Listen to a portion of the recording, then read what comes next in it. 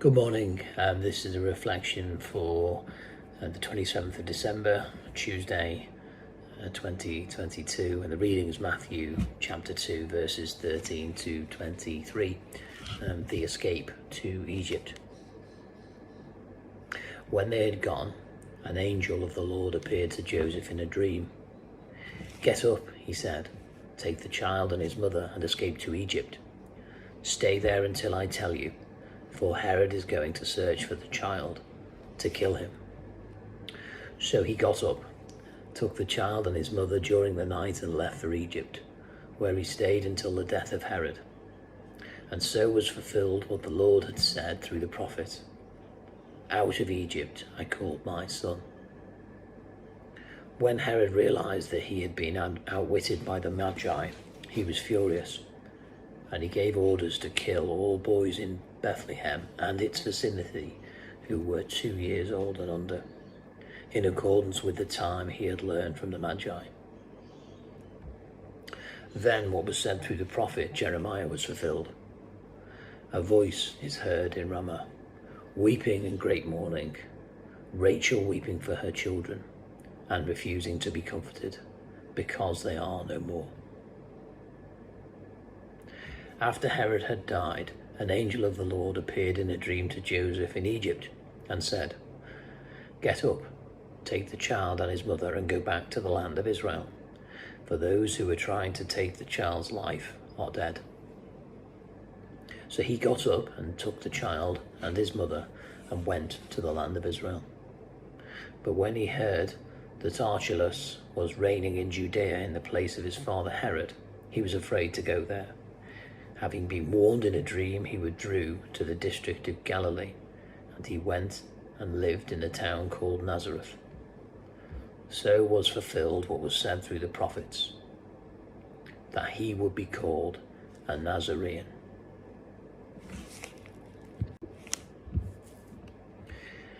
I am writing this reflection on Boxing Day, ahead of the 27th. Nina, the children, and I have come to Brisbane in Australia to visit family here. I'm sitting in their converted garage, which is our flat for the visit. It took us 2 days to travel here, mostly flying time, covering just over 10,000 miles to get here with our 5 suitcases and numerous carry-on bags for what is going to be, I'm sure, and already is, a wonderful trip to see family and, of course, a holiday. Our journey in a scale probably similar to that undertaken by Joseph and Mary in the passage along with Jesus that we have read. There, though, it seems to me the similarities of our journeys end. Mary and Joseph would have travelled on foot or riding, perhaps some of the journey, perhaps all the journey. If they'd taken the whole of the journey from Bethlehem to Egypt on foot, then it's hundreds of miles heading south through Israel, and they would have had to avoid people potentially looking for them, looking to harm them and Jesus. If they had travelled any distance by sea, which seems likely, to travel from the coast of Israel perhaps down to the coast of Egypt or somewhere closer, then that journey would have been hazardous and expensive. How would it have been funded, I wonder? Perhaps to some extent by the gift of gold that had been given to Jesus by the Magi. Perhaps by Joseph working as they went. No credit cards or traveller's checks in those days. And this was a journey that we are told they took immediately, during the night, is what the passage tells us. It happens just after the Magi have gone, so Jesus would have been months old, and perhaps 1, perhaps less.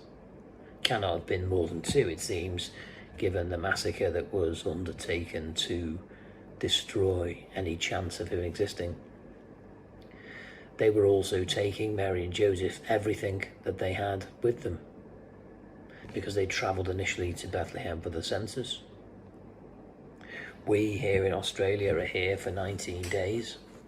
They were taking everything. For all they knew at the time they made this journey, never to come back. We had weeks to plan and pack. Joseph and Mary had hours. What faith they must have had. Joseph to faithfully follow the dream he had seen, and Mary to accept his account of the dream and its implications for both their lives and the lives of their son. We know that later in the passage they return to Israel. According to historians, Jesus would have been about 4 when Herod died, 3, maybe 4. So we know also, reading between the lines again, that they had to support themselves and keep each other safe for several years as foreigners in Egypt. Again, as I say, reading between the lines, a massive feat. Finding a safe place to live, finding work to support themselves, settling into a location if they did, or moving around if they didn't, complying with the social rules of a different society and a culture, and what not to say anything of their religion. And then perhaps, just when things were settling down and perhaps they'd established some kind of home, Joseph goes and has another dream. Mary must have been sick of hearing Joseph telling her in the morning about his dreams from the night before. Did she dread them? There must have been elements of that, of fear or dread. However, I think from what they achieved together, that she embraced them, knowing as she did that their lives were central to God's great plan. Jesus had to survive, grow and learn, and for now, all this rested on her and Joseph. Things must have been precarious though at times.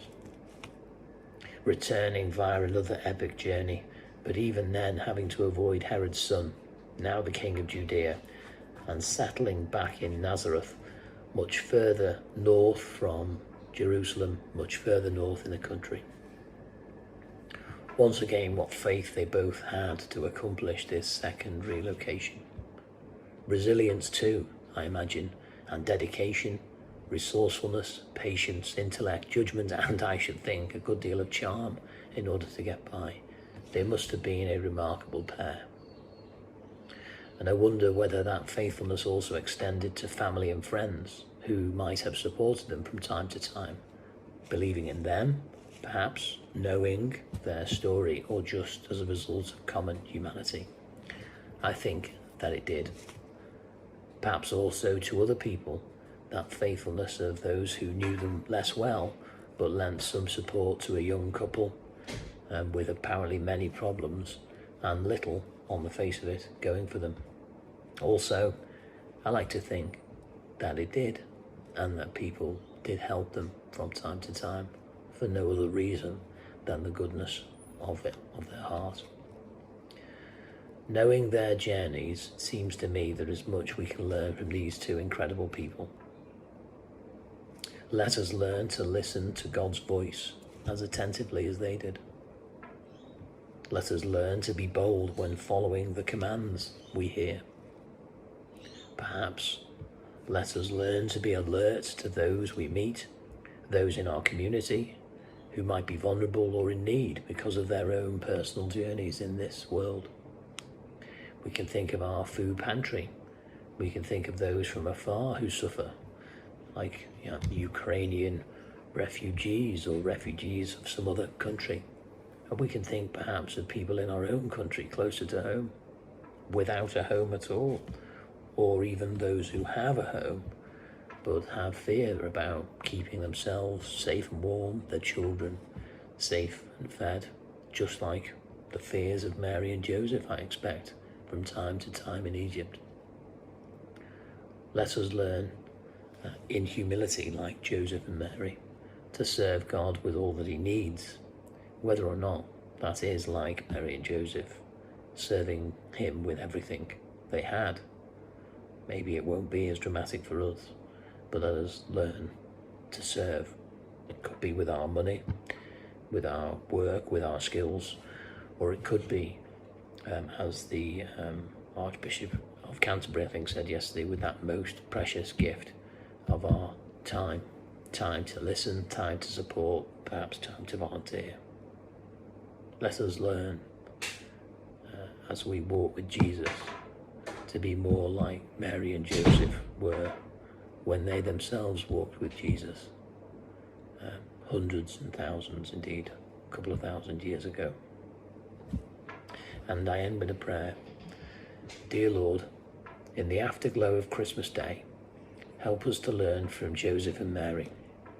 Help us to listen to your voice in the tough times too, and do what you ask us to do to bring your kingdom into the darkness we sometimes find in the world.